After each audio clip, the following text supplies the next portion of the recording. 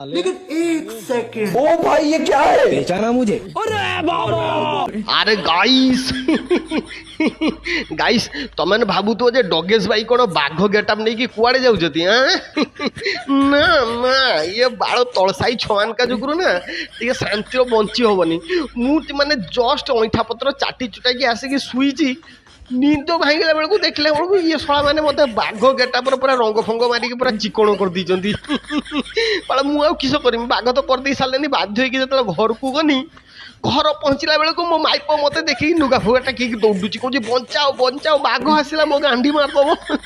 କିନ୍ତୁ ତାକୁ କିଏ ବୁଝେଇବ ଯେ ମୁଁ ହେଲି ସେଇ ପାଇଁ ବାଳା ଘରକୁ ଢୁକତେ ଦେଉନାହିଁ। 2 ଦିନ ହେଲା ରାସ୍ତାର ଗାଣ୍ଡି ମରଉଛି।